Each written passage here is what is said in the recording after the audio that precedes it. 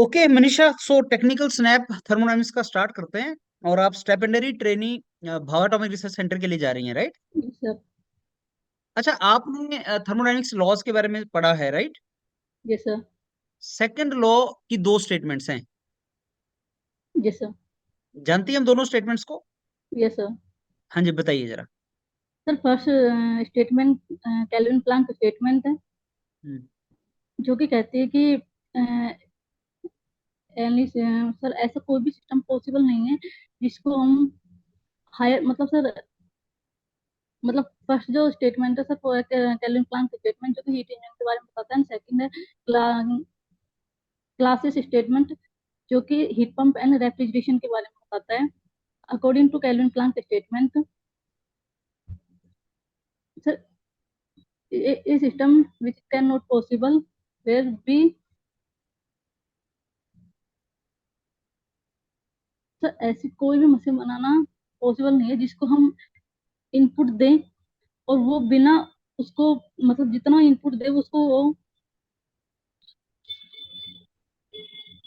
चलिए, आप कोई बात नहीं, आप मेरे को ये बताइए, perpetual motion machine of second type क्या होती है?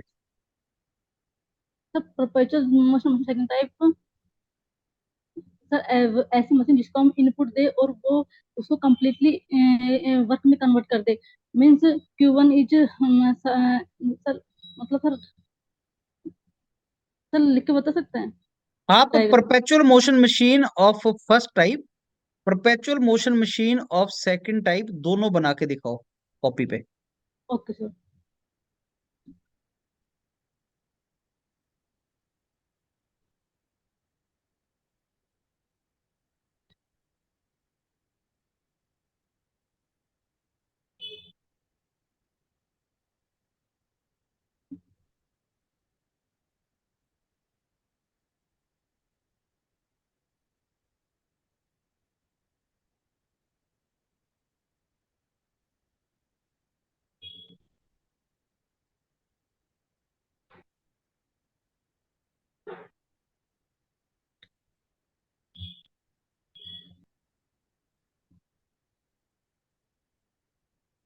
ये आपने perpetual motion machine of second type बनाया या फर्स्ट टाइप?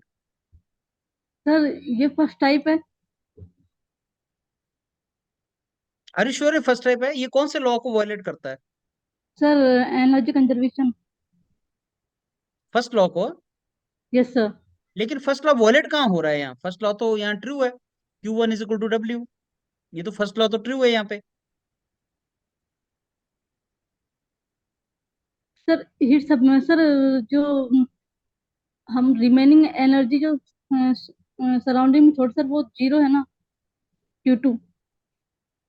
फिर से बोलो। Sir sir according to first law हाँ जी। अकॉर्डिंग टू फर्स्ट लॉ की सर जो जितना भी हम एनर्जी सिस्टम की एनर्जी दें वो कम्प्लीटली मतलब उसको मतलब जो भी दे रहे हैं उसको कम्प्लीटली में वर्क में कन्वर्ट कर दे और सराउंडिंग में वो कुछ भी ना अच्छा, छोड़े। मेरे को ये बताओ, ये जो आपने first first perpetual motion machine of first type बना रखी है, यस इसकी सर। एफिशिएंसी कितनी आ रही है? कैपेसिटी देखो जरा, निकाल के बताओ। एफिशिएंसी आ रही है इसकी सर कुछ? 100% आ रही है। हाँ, तो अगर 100% एफिशिएंसी आ रही है तो सेकंड लॉ हो गया ना। सेकंड लॉ के हिसाब से 100% एफिशिएंसी नहीं आ सकती। तो ये तो सेकंड लॉ को वॉलेट कर रहा है ये तुमने बनाया।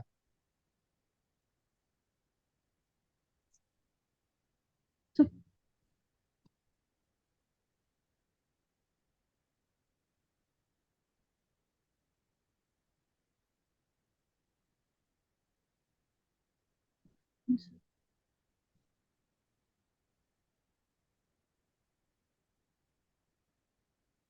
सर ये ऐसे तो नहीं है कि हम Q1 सप्लाई इसको जीरो दें और वो इस कंप्लीटली कन्वर्ट कर दे इनटू वर्क में। हम्म। हाँ ठीक है। अब सही है ना सर? आपने हीट नहीं दी और वर्क प्रोड्यूस होता गया। सर मतलब अकॉर्डिंग टू फर्स्ट लॉ जिसमें वो कंप्लीटली अपनी इंटरनल एनर्जी को कंप्लीटली कन्वर्ट कर दे वर्क में ना, इनपुट हम जीरो दें, हाँ ठीक है। है ना सर? बिल्कुल। सर सेकंड हम्म। ये क्या कर दिया आपने? ये कौन सर सा ये है, तो परपेचुअल मशीन सेकंड ऑफ हाँ। Second type. ये सेकंड टाइप को वॉलेट कहाँ कर रही है?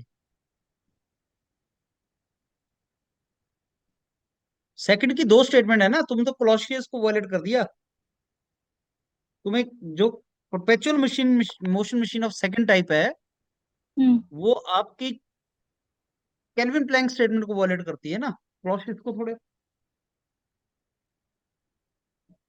सर हीट पंप वाले स्टेटमेंट। हाँ जी। अच्छा चलिए, मेरे को ये बताइए, आप एंट्रोपी से क्या समझती हैं? कैसा? एंट्रोपी से आप क्या समझती हैं? सर एंट्रोपी किसी भी सिस्टम के लिए एंट्रोपी डिग्री ऑफ रैंडमनेस या डिग्री ऑफ डिसऑर्डरनेस होती है। जब एंट्रोपी जन entropy ds equals to dq by t plus del s generation entropy generation. And entropy generation होती है due to sir entropy ds generation जो होती है ड्यू टू सराउंडिंग में एंट्रोपी जनरेशन होती है due to final temperature difference and sir. Hmm. अच्छा, ये टेम्परेचर के बढ़ने से एंट्रोपी बढ़ती है कम होती है? सर बढ़ती है। तो विंटर में एंट्रोपी कम हो जाती होगी। विंटर में सर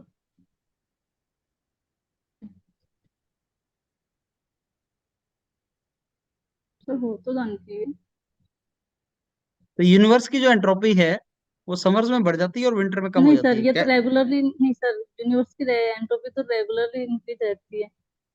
अच्छा, प्लेनेट अर्थ की एंट्रोपी विंटर में कम हो जाती है, समर में बढ़ नहीं नहीं जाती है? नहीं नहीं सर, ऐसा भी ऐसा नहीं? नहीं। ऐसा क्यों? नहीं sir, according to law of nature sir universe की एंट्रोपी तो इंक्रीज रहती है। इस लॉ को बोलते क्या है? किसको सर? कि एंट्रोपी यूनिवर्स की चेंज नहीं होती, इस लॉ को क्या बोलते हैं? सर ये इस nature according nature law of nature. Law of nature तो बहुत ज्यादा है, न्यूटन का लॉ भी तो लॉ ऑफ नेचर है। लॉ ऑफ नेचर तो नहीं बोलते इसको। मनीषा, कोई और नाम बताओ। मतलब ऐसा तो होता है कि यूनिवर्स की एंट्रोपी रेगुलरली इंक्रीज रहती है। रेगुलर इंक्रीज होती है? हाँ मतलब इंक्रीज होती रहती है सर। बढ़ती रहती है? हाँ और बढ़ते बढ़ते कहाँ तक चली जाएगी? बढ़ती जाएगी या रुक जाएगी कहीं जाके?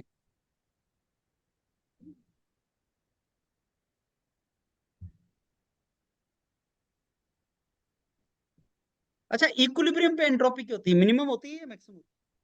कैसा? इक्विलिब्रियम जब आ जाता है, इक्विलिब्रियम। तो एंट्रोपी मैक्सिमम होती है कि मिनिमम होती है इक्विलिब्रियम पे? सर इक्विलिब्रियम पे तो सर एंट्रोपी क्वेश्चन रहनी चाहिए सर, इक्विलिब्रियम पोजीशन पे तो। हम्म। कांस्टेंट होनी चाहिए, मैक्सिमम होती है, मिनिमम होती है, क्या होता है? तो क्वेश्चन होनी चाहिए। कांस्टेंट।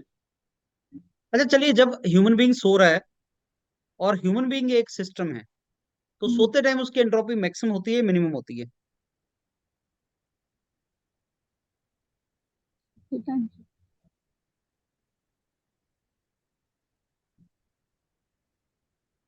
सर, क्वेश्चन तो होनी चाहिए। नहीं, कांस्टेंट तो ठीक है। मेरा क्वेश्चन ये है कि मैक्सिमम है या मिनिमम है? सोते time.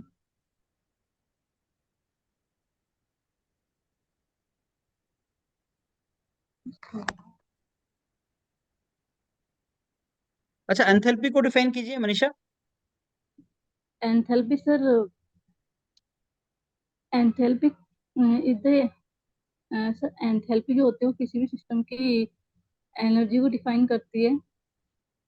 Sir enthalpy equals to internal energy energy plus flow energy होती है।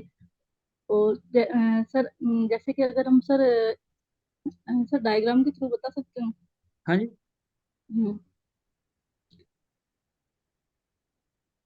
जैसे कि सर इसमें पानी फ्लो हो रहा है और यहाँ पे पानी टैंक के अंदर कलेक्ट हो रहा है, तो सर यहाँ पर जब पानी फ्लो हो रहा है और भी, तो सर यहाँ पर जब फ्लो हो रहा है तो उसके अंदर internal energy plus flow energy दोनों होती हैं सर, क्योंकि एंथैल्पी को डिफाइन करेंगे, और सब जब फ्लूइड इस कंडीशन में है, जब फ्लूइड यहाँ पर है स्टेटिक स्टेट कंडीशन में, लिक्विड जो भी है, तो सर यहाँ पर केवल उसके अंदर इंटरनल एनर्जी होगी, फ्लो एनर्जी जीरो हो जाएगी।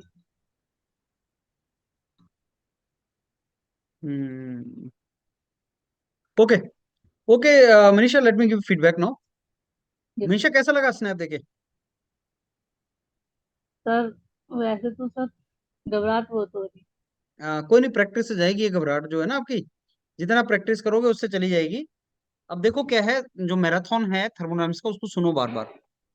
जितनी बार सुनोगे उतना तुम्हें नॉलेज बढ़ेगा। Perpetual motion machine first type की जो है वो आपका फर्स्ट लॉ को वायलेट करती है। Perpetual motion machine second type जो है वो आपकी केल्विन प्लैंक स्टेटमेंट को वायलेट करती है।